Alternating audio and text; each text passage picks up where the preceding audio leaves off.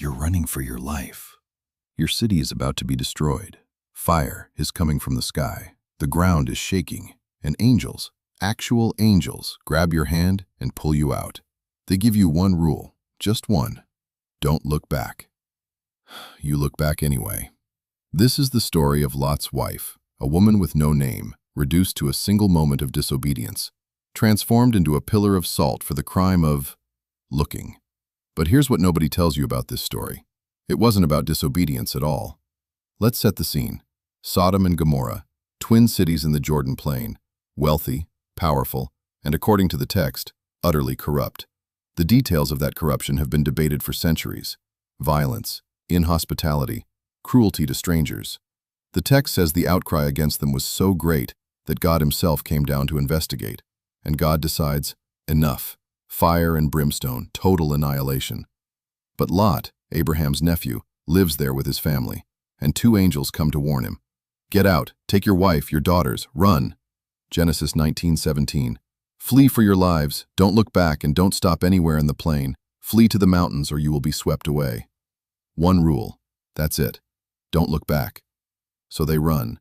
Lot, his wife, his two daughters, racing against divine destruction as the sky begins to burn behind them. And then, Genesis 19:26. But Lot's wife looked back and she became a pillar of salt. One glance, instant death, transformed into a monument of failure. For 2,000 years, this has been taught as a warning about disobedience, about the danger of longing for sinful things, about the wages of weakness.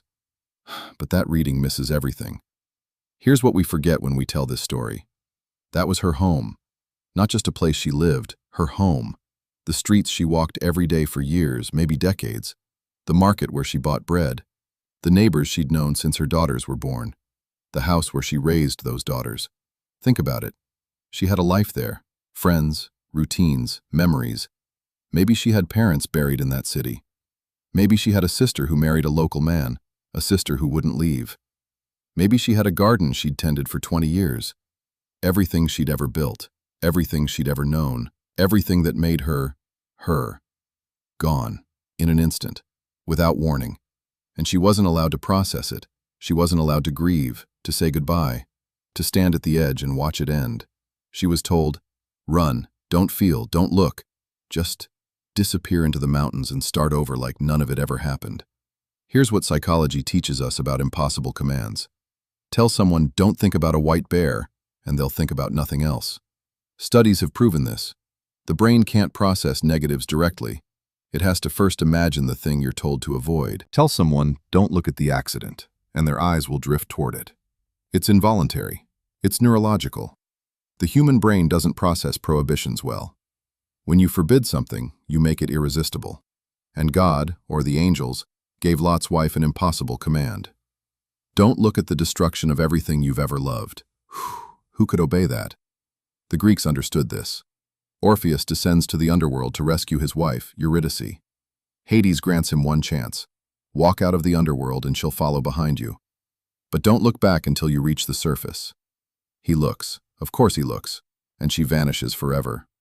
Same story, different culture, same impossible test. The myth appears in cultures around the world. Japan, Native American traditions, Celtic folklore. Over and over the same pattern. Don't look back or lose everything. It's almost like ancient people understood something we've forgotten. Humans need closure. We need to witness endings, to see things through, to process loss before we can move forward. And being forbidden from that isn't a test of obedience. It's torture. Now here's the dark part. What if Lot's wife wasn't weak? What if she was the only one honest enough to feel what was happening? Think about it. Her husband kept walking.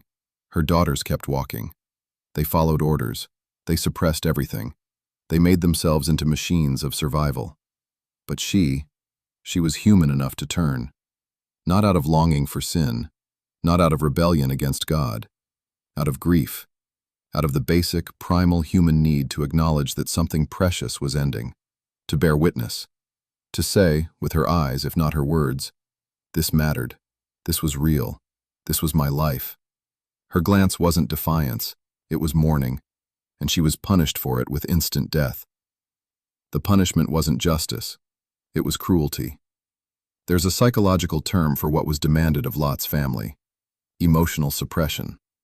The command to not feel what you're feeling, to override your natural responses with willpower. Trauma researchers have studied this for decades.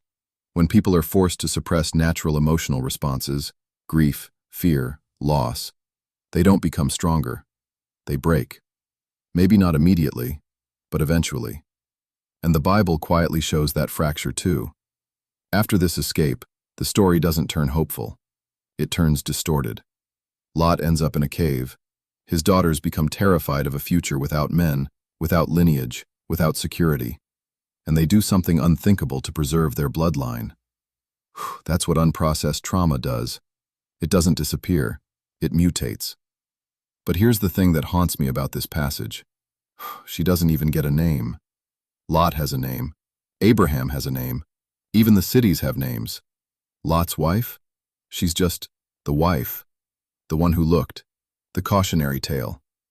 Her daughters have no names either, but at least they survive. They continue the story. They have agency. Disturbing agency, but agency nonetheless. Lot's wife gets reduced to a single action, a single glance, a pillar of salt that later travelers would point to and say, "See, that's what happens when you disobey." 2,000 years of being an example. 2,000 years of sermons about weakness. 2,000 years without a name. And maybe that's the real warning here, not don't disobey, but be careful what you demand of the human soul. Because if you build a world where people can only survive by never looking back, by never grieving, never naming what they lost, you don't create holiness. You create salt. Let me ask you something. If you were running from the destruction of everything you loved, could you not look? If you knew, really knew, that your home, your memories, your entire life was burning behind you, could you just keep walking forward without a single glance? What would you give up your life to see one last time? Lot's wife knew the answer to that question, and she paid for it with everything. Maybe that's not weakness. Maybe that's the most human thing anyone's ever done.